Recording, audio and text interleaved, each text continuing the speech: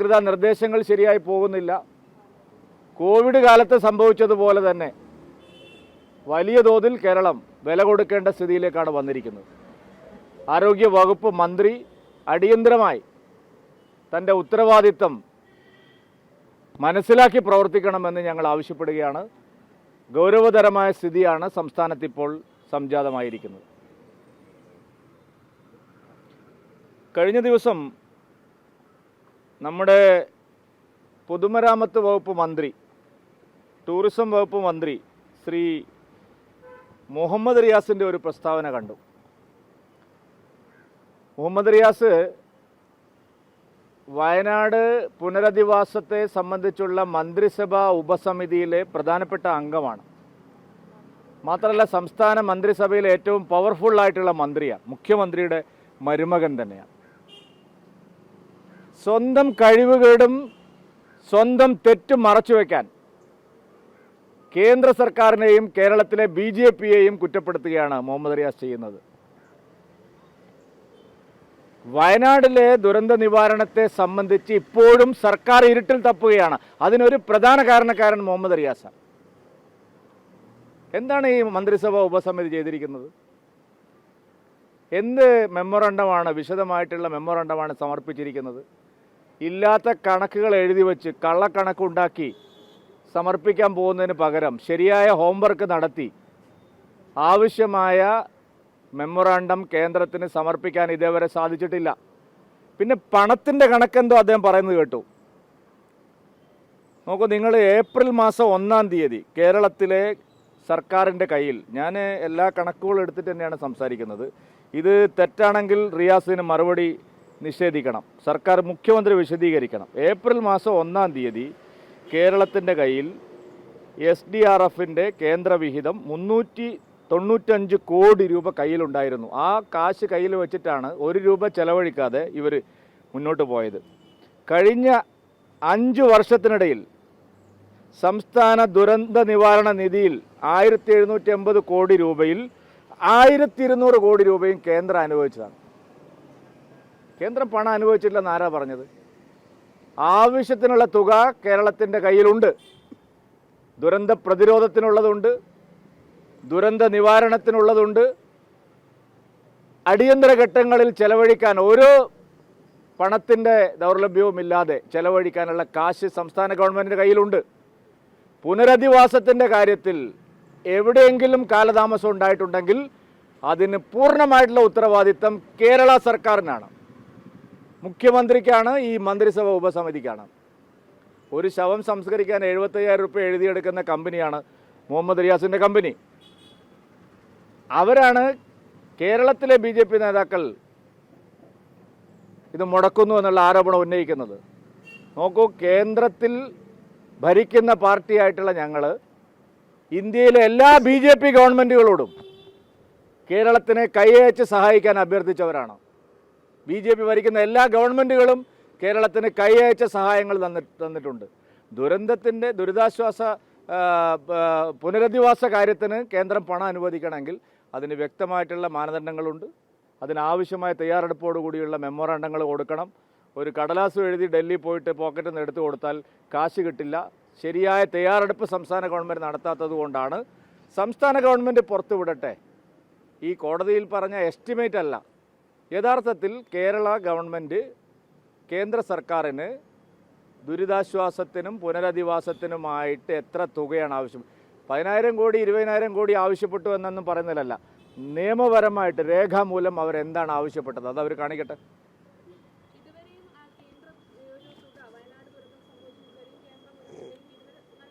1400 കോടി ഇവിടെ ഉണ്ട് സർ.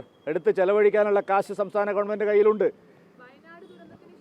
അല്ലെന്ന് വയനാട് ദുരന്തത്തിന് ശേഷം പണം കിട്ടണമെങ്കിൽ അതിനാവശ്യമായിട്ടുള്ള മെമ്മോറണ്ടം കൊടുക്കണം കേന്ദ്ര സർക്കാരിന്. അല്ലാതെ സംസ്ഥാന ഗവൺമെൻറ്റും കേന്ദ്ര ഗവൺമെൻറ്റും ഒക്കെ പരസ്പരം സാമ്പത്തികമായിട്ടുള്ള സഹായങ്ങൾ, ഇപ്പോൾ 5000 കോടി രൂപ ഓണത്തിന് കിട്ടിയല്ലോ, നിങ്ങൾ ആരും അത് ഒരു വരി കൊടുത്തില്ലല്ലോ.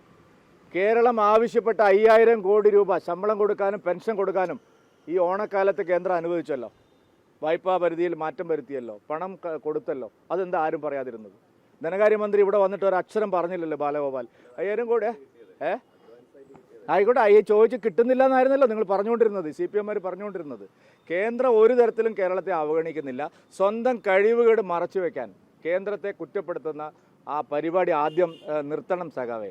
എന്നിട്ട് ഈ കാര്യങ്ങളൊന്നും മനസ്സിലാക്കാതെ BJP നേതാക്കൾ കേരളത്തിൽ പണം കിട്ടാൻ മുടക്കുന്നു എന്നൊക്കെ പറഞ്ഞാൽ ആര് വിശ്വസിക്കാനാണ്? കോൺഗ്രസ് എന്താ അഭിപ്രായം പറയാത്തത്? കേരളത്തിലെ BJP മുടക്കുന്നതാണോ? VD സതീശൻ എന്താ അഭിപ്രായം പറയാത്തത്? ഇത്രയും വലിയൊരു ദുരന്തം നടന്നിട്ട് എന്താണ് വയനാട്ടിലെ മന്ത്രിസഭ ഉപസമിതി ചെയ്തുകൊണ്ടിരിക്കുന്നത്? പുനരധിവാസത്തെ സംബന്ധിച്ച് നിങ്ങളുടെ തയ്യാറെടുപ്പ് എന്താണ്? ഒരു തയ്യാറെടുപ്പും ഇല്ലാതെ കേന്ദ്രം കാശ് തരുന്നില്ല എന്ന് പറഞ്ഞപ്പോൾ തന്ന കാശൊക്കെ എന്തിനു വെച്ചിരിക്കുകയാണ്? എന്തിൻ്റെ മുകളിലാണ് അടയിരിക്കുന്നത്?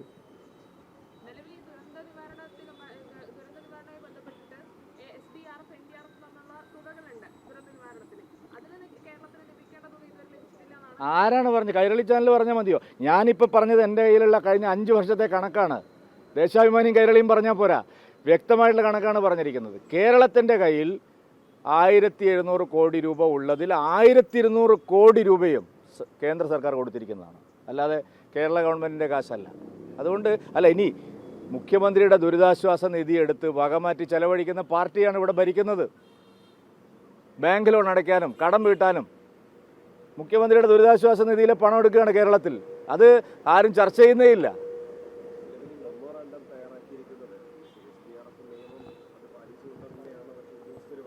ഉദ്യോഗസ്ഥന്മാരെ പറഞ്ഞാൽ പോലെ രാഷ്ട്രീയമായിട്ടുള്ള മറുപടി എന്താണ്? മുഖ്യമന്ത്രിയുടെ മറുപടി എന്താണ്? എസ്റ്റിമേറ്റ് ആണെന്നാണ് പറഞ്ഞിരിക്കുന്നത്. അതെങ്ങനെ എസ്റ്റിമേറ്റ് ആവുന്നത്?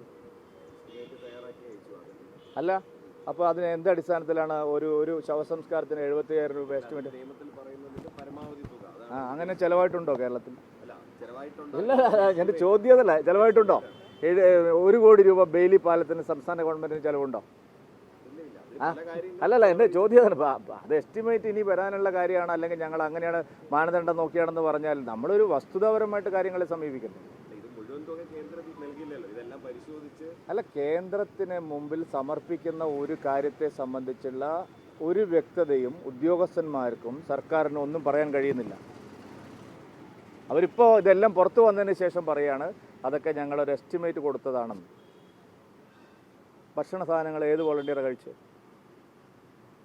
നിങ്ങളൊക്കെ ഉണ്ടായിരുന്നല്ലോ, നമ്മളെല്ലാം അവിടെ ഉണ്ടായിരുന്നല്ലോ. ഇത്ര വലിയ കോടി രൂപയുടെ ഭക്ഷണ സാധനങ്ങൾ ഏത് വോളണ്ടിയർമാർ കഴിച്ചതാണ്? അല്ലായിക്കട്ടെ, ഇത്ര വസ്ത്രങ്ങൾ ഏത് പിന്നെ ക്യാമ്പിലാണ് കൊടുത്തത്? അപ്പം നമ്മൾ ഈ നാട്ടുകാർ കൊടുത്തതൊക്കെ എവിടെ പോയി? ഒരു ദുരന്തത്തിനെ അടിച്ചു മാറ്റാൻ ശ്രമിക്കരുത്.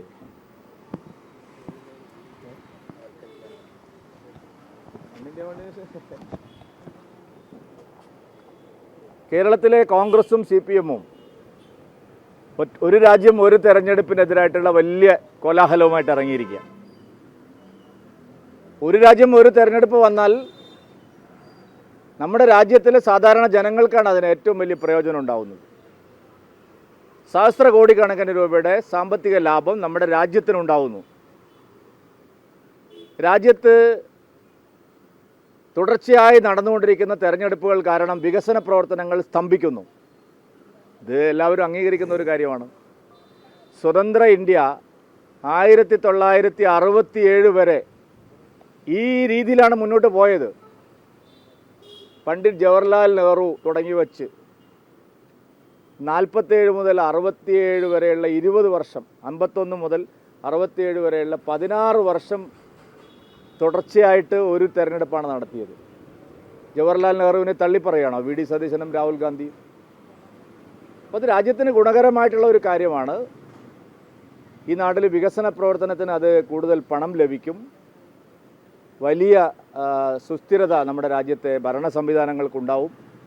ഒരു രാജ്യം ഒരു തെരഞ്ഞെടുപ്പ് എന്ന് പറഞ്ഞാൽ എല്ലാവരും താമരയ്ക്ക് വോട്ട് ചെയ്യുന്നതിനല്ല. അങ്ങനെയാണല്ലോ ഇവിടെ പറഞ്ഞുകൊണ്ടിരുന്നത്. വോട്ടിംഗ് മെഷീനിൽ അങ്ങനെയാണ് ചെയ്തുകൊണ്ടിരിക്കുന്നത്. ഇപ്പോൾ BJPക്ക് ഒരു 40 സീറ്റിൻ്റെ കുറവ് വന്നപ്പോൾ അത് പറയുന്നില്ലെന്ന് മാത്രം.